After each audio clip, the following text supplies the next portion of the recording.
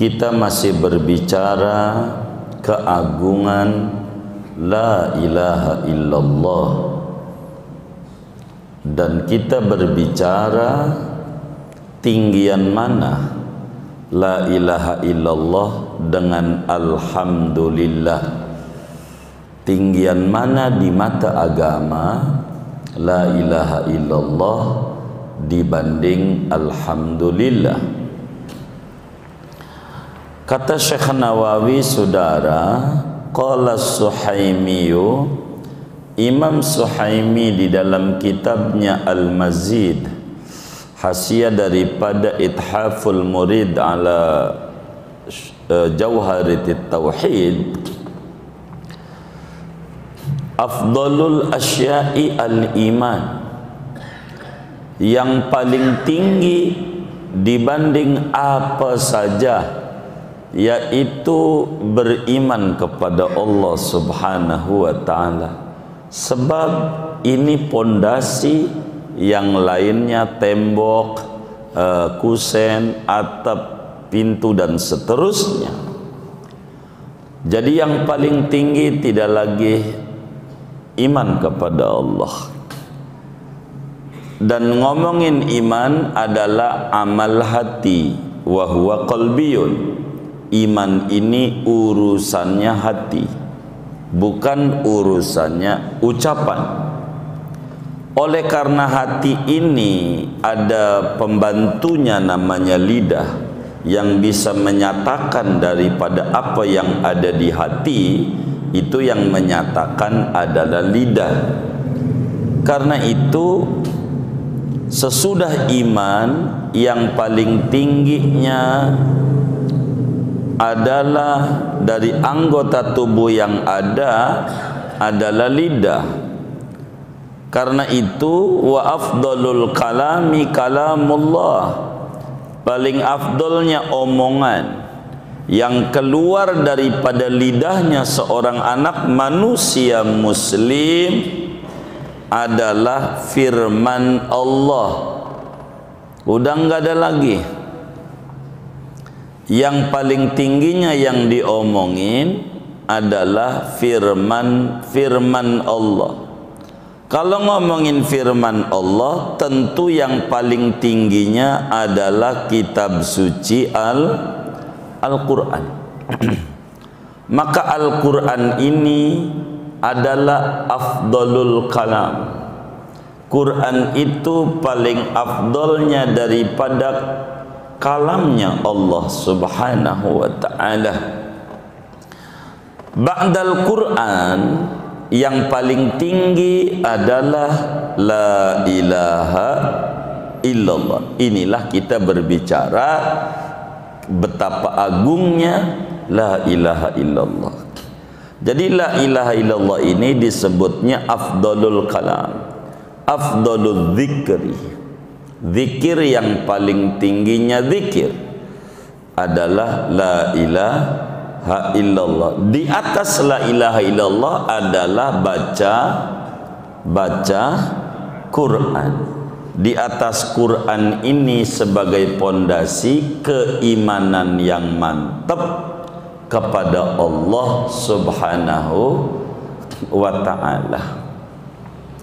Iman yang mantap kepada Allah, maka berbicara la ilaha illallah, maka tidak ada tandingannya. Sesudah Al-Quran, kalam yang paling tinggi diucapkan oleh kita adalah la ilaha illallah. Lalu ulama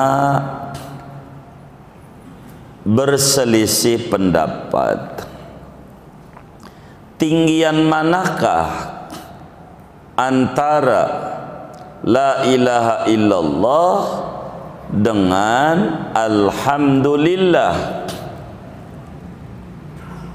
Dua-duanya adalah zikir.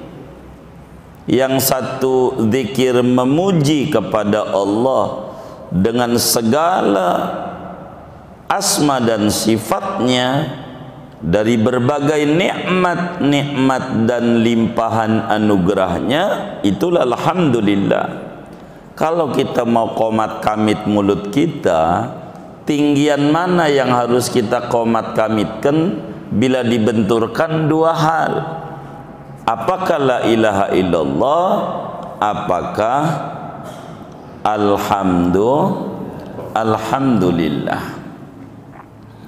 Sebagian ulama menyatakan yang paling tinggi itu alhamdulillah, yang paling tinggi dibanding la ilaha illallah.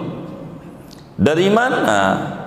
Berdasarkan hadis Nabi kita Muhammad sallallahu alaihi wa alihi wasallam, kata Nabi, man qala la ilaha illallah kutiba lahu isyruna hasanatan wa hutta anhu isyruna sayyi'atan wa man qala alhamdulillahi rabbil alamin kutiba lahu salasuna hasanatan wa hutta anhu salasuna sayyi'atan.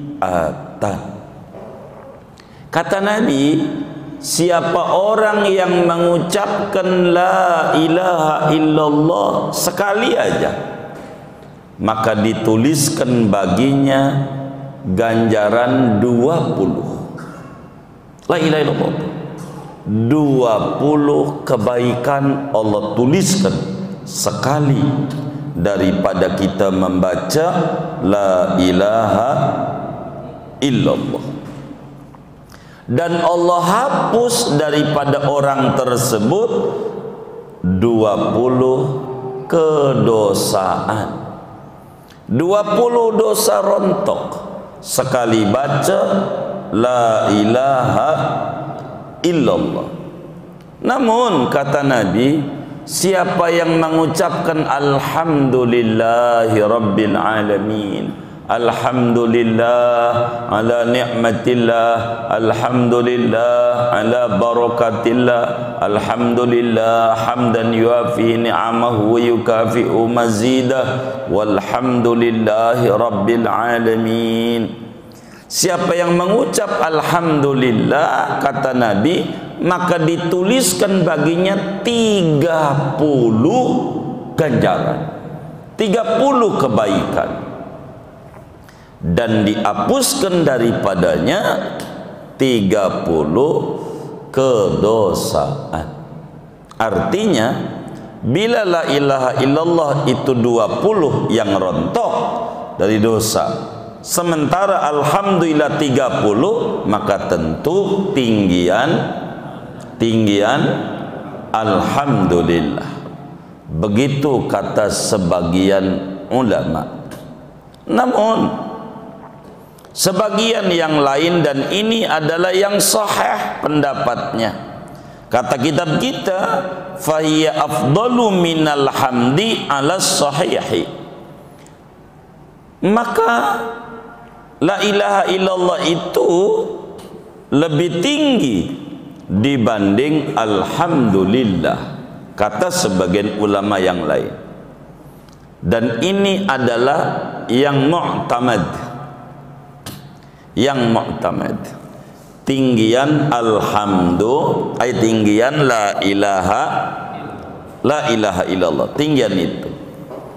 Kenapa tinggian la ilaha illallah dibanding alhamdulillah? Bukankah ganjarannya 30 tuh rontok tuh dosa, yang ono la ilallah 20? Ada banyak alasan. Yang tertingginya li'annaha tanfil kufra, yang namanya la ilaha illallah bisa menolak kekufuran. Orang kalau pengen jadi muslim bukan baca alhamdulillah, bukan, tapi bacanya asyhadu alla ilaha illallah. Ini menunjukkan tinggi la ilaha illallah. Yang kedua, kata Nabi, miftahul jannah la ilaha illallah. anak kunci surga. La ilaha illallah. Yang ketiga, kata Nabi, afdalu ma qultuhu ana wan nabiyyuna min qabli la ilaha illallah.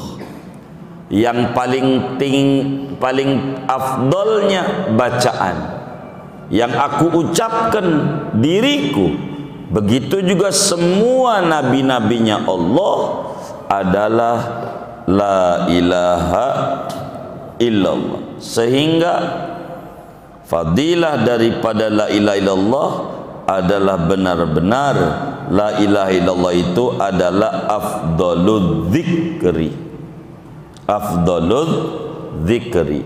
Dan berbicara la ilaha illallah urusannya mah keimanan, dan keimanan itu adanya di dalam hati. Sedangkan alhamdulillah urusannya amal lidah. Lidah itu amal zahir, bukan amal batin, tapi amal anggota zahir. Dan anggota zahir sama anggota batin lebih tinggian anggota batin. Kemudian Bapak Ibu Saudara yang mulia, kita berbicara la ilaha illallah dari segi huruf. Kata Syekh Nawawi Al-Bantani, kalau mau dicermati dengan benar, la ilaha illallah ini hurufnya ada 12. Hurufnya la ilaha illallah, hitung aja tuh. Hurufnya ada 12. Lam, alif, hamzah, lam, ha. Terus hamzah, lam, alif, alif, lam, lam, ha. Berapa? 12 huruf. 12 huruf. Dari 12 huruf la ilaha illallah ini dicermati, semua hurufnya adalah huruf jauf, huruf dalam, bukan huruf bibir. Dari semua ini la ilaha illallah ini tidak ada huruf yang keluar dari bibir. Mim nggak ada, ba nggak ada, fa nggak ada, yang bibir. Sehingga mulutnya mangap aja bisa baca la ilaha illallah, mangap doang. La ilaha illallah bisa. Apa itu artinya huruf jauf? Memang benar la ilaha illallah ini kudu keluar murni dari dalam kolbu seorang muslim. Keluarnya karena hurufnya huruf jauf, huruf dalam, sehingga ini kalimat ini harus keluar dari lubuk hati yang terdalam seorang muslim untuk mengucapkan dan mengikrarkan la ilaha illallah. Kedua, la ilaha illallah ini saudara tidak ada titik barangatu huruf. Nggak ada huruf yang bertitik. Lihat aja, nggak ada itu. Huruf mu'jam namanya. Nggak ada la ilallah itu huruf mu'jamnya, nggak ada sama sekali la ilaha illallah.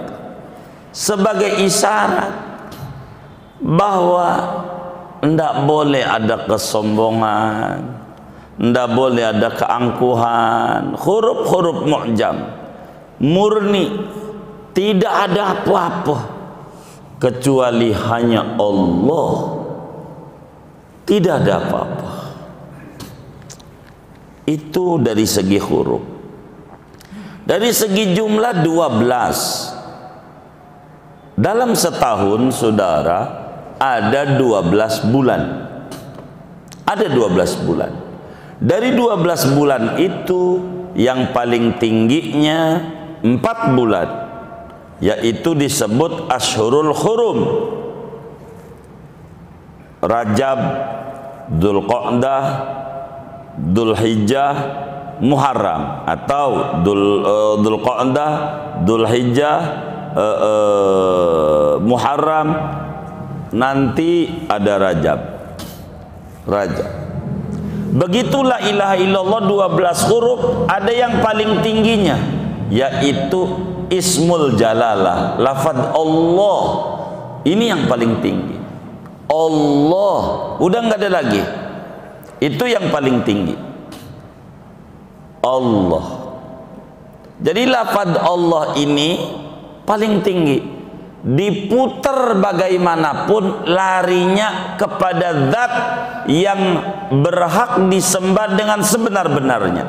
Coba lafaz Allah, alifnya ditutup pakai tangan. Lafaz Allah, alifnya ditutup pakai tangan. Dibacanya lillah, dibacanya lillah, dibacanya. Itu larinya ke Allah. Begitu.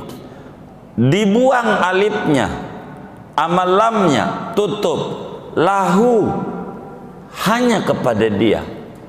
Lamnya dibuang lagi, tinggal hu, artinya dia Allah. Suka zikir tuh orang torekat tuh, hu, apaan hu? Bukan, dia Allah, dia Allah, hu, dia Allah, hu, dia Allah, hu, semuanya Allah. Ini kehebatannya lafzul jalalah. Ini luar biasa, saudara, luar biasa. Dari 12 huruf ini, kata Syekh Nawawi, terkandung ada 12 kewajiban di dalam kehidupan seorang muslim. Ada 12, 6 kewajiban aspek batin, 6 kewajiban aspek lahir. Dari 12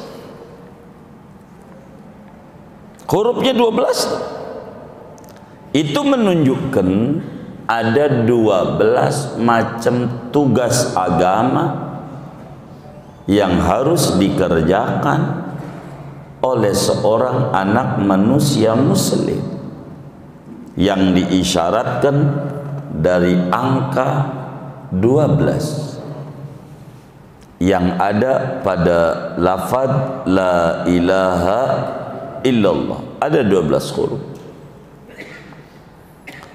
Mana 6 yang tugas muslim aspek lahir? 1, bersuci. Muslim kudu suci, kudu wudu, kudu mandi, kudu ngilangin najis. Muslim kudu bersuci. Kalau udah bersuci, 2, muslim kudu salat.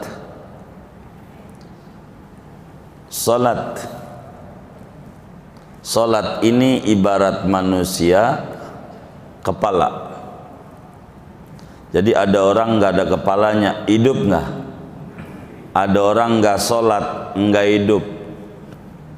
Kalau orang nggak sholat itu percis kayak bangkai yang berjalan, ruhnya nggak ada. Begitu, ruhnya nggak ada. Orang kudu sholat, orang kudu sholat. Di zaman Nabi Sulaiman, bukan Sulaiman ini, di zaman Nabi Sulaiman alaihi salam, itu yang namanya binatang mengerti. Binatang, ada sapi, kalau udah dengar adzan, Allahu Akbar, Allahu Akbar, itu orang dari kebun, dari sawah lari-lari dengar adzan. Sampai pun juga kaget, anak kebun tuh loncat, anak sapi tuh naik di punggung ibunya.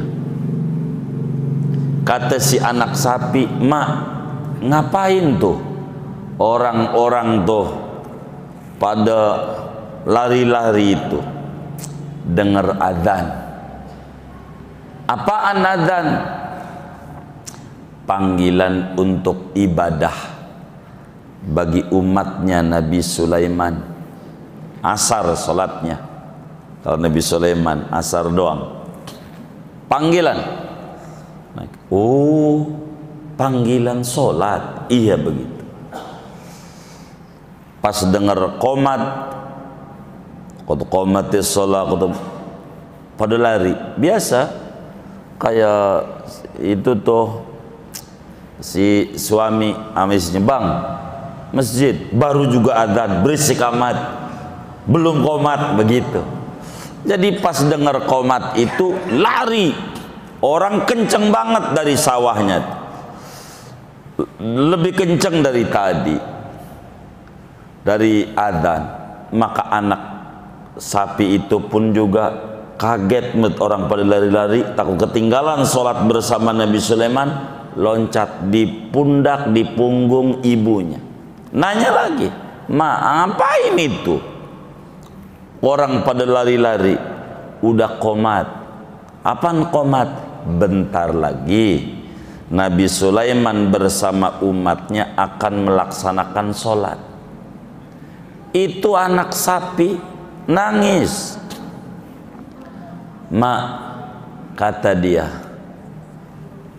yuk kita sholat. Begitu kata anak sapi. Mak, yuk kita sholat. Kayak umat-umatnya Nabi Sulaiman.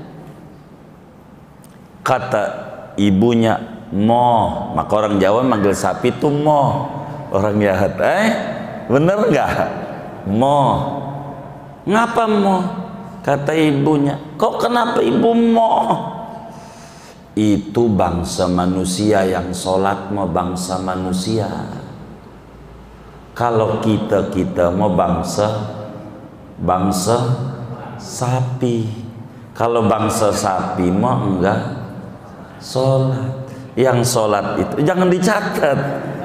Itu udah mau dicatat aja, udah kesinggung, nggak jadi dah. Nggak saya terus ini cerita Sulaiman. Begitu. Itu yang sholat itu adalah bangsa manusia. Adapun kita mah bangsa sapi. Kalau bangsa sapi mah enggak sholat. Bangsa sapi. Kata moh yang ngomong, bukan saya. Jangan ini nyinggung nih. Enggak, sapi. Saya cuma dongeng doang. Ketiga, zakat sebagai hubungan horizontal. Zakat kewajiban kita tentu bagi orang yang memenuhi persyaratannya. Keempat, saum, puasa Ramadan. Ini puasa Ramadan. Dan keenam, ayat kelima, haji ke Baitullah, haji sebagai ibadah maliyah badaniyah. Sedang saum ibadah badaniyah, zakat ibadah maliyah, salat ibadah badaniyah, taharah ibadah badaniyah, dan haji ibadah badan juga, fisik juga, harta juga. Dan keenam, jihad ya, Palestina itu sebagai Masjidil Aqsa adalah masjid ketiga daripada umat Islam. Kita doa kaum muslimin, mudah-mudahan Allah beri pertolongan yang ada di Palestina, Allah beri kemenangan, dan mudah-mudahan Palestina menjadi negeri yang murni merdeka sejajar dengan bangsa-bangsa lain, supaya kita bisa beribadah di Masjidil Aqsa dengan penuh kekhusyuan dan penuh ketenangan. Begitu. 6 ini namanya ibadah aspek lahiriah dari 12 huruf la ilaha illallah. Masih ada 6 lagi ibadah aspek batin. Ada 6 ibadah aspek batin daripada jumlah huruf la ilaha illallah. Mana? 1, tawakal. Apa tuh tawakal? Tawakal itu percaya dengan jaminan Allah sesudah usaha. Namanya tawakal. Percaya dengan jaminan Allah sesudah usaha. Lawanannya namanya tawakal. Apa tuh tawakal? Percaya dengan jaminan Allah tanpa usaha. Jadi tidur aja di masjid pengen punya anak, bininya nggak dikelonin. Punya anak nggak kira-kira? Yang kayak begitu apa namanya? Tawakal. Tidur aja pengen usahanya maju, itu namanya tawakal. Tawakal ikhtiar mantep, ikhtiar dohir buka toko, ikhtiar batin baca dalail, baca rotib, baca sallallahu ala Muhammad, baca aurat kaum salihin. Sesudah ikhtiar serahkan nama Allah.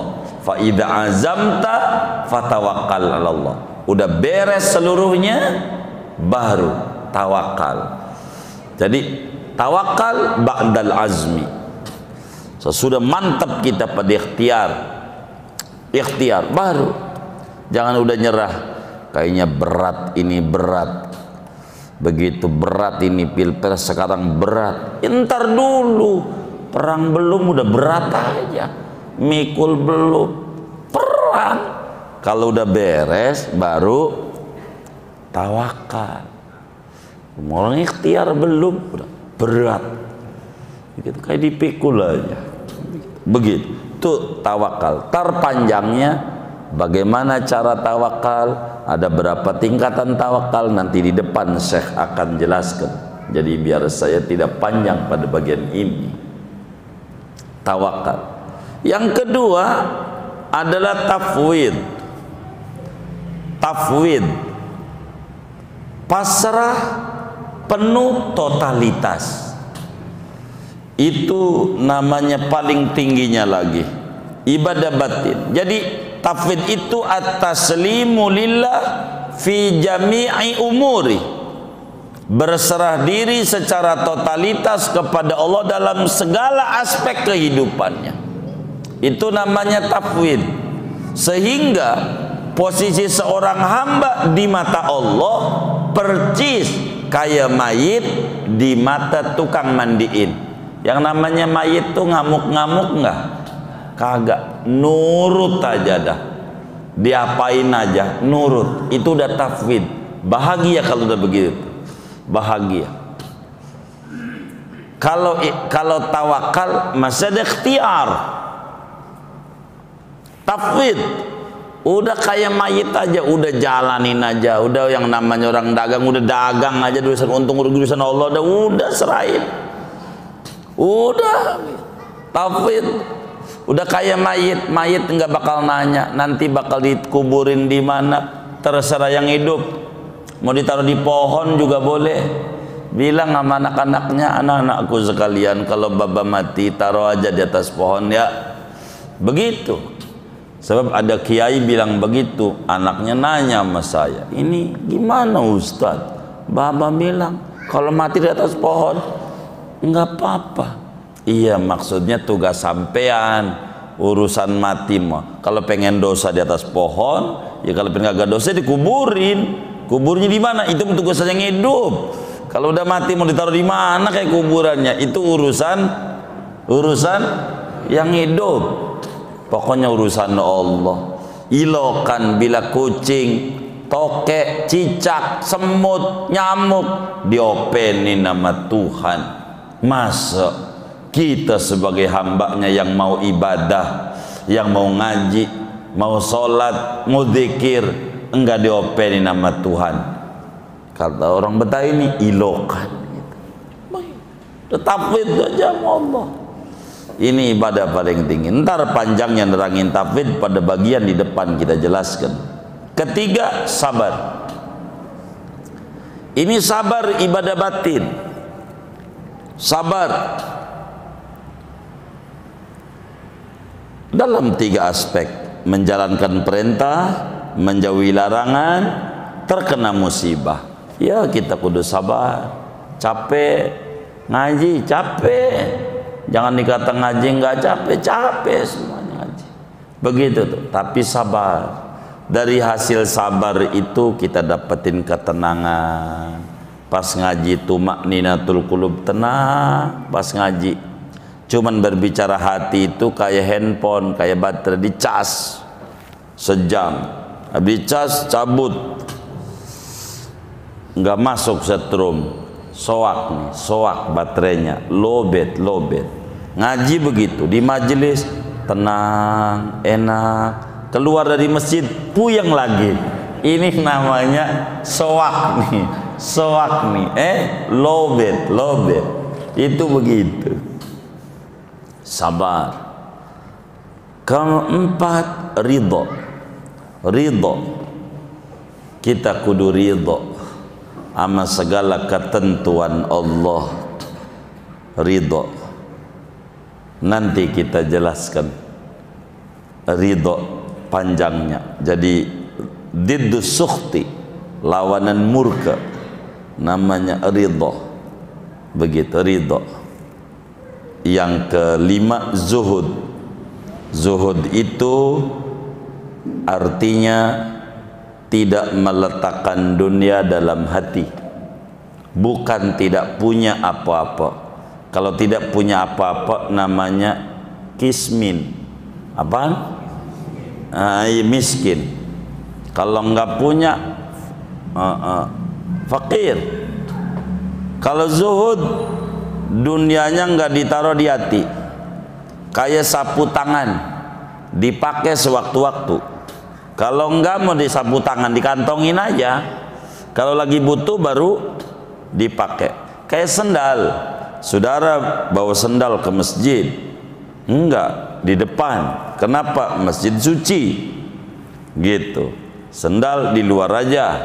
Sendal tuh namanya duit, dunia. Hati buat Allah, kantong banyak dunia, tapi hati sama Allah, namanya zuhud. Zuhud, panjangnya nanti. Zuhud ini banyak tingkatannya. Zuhud.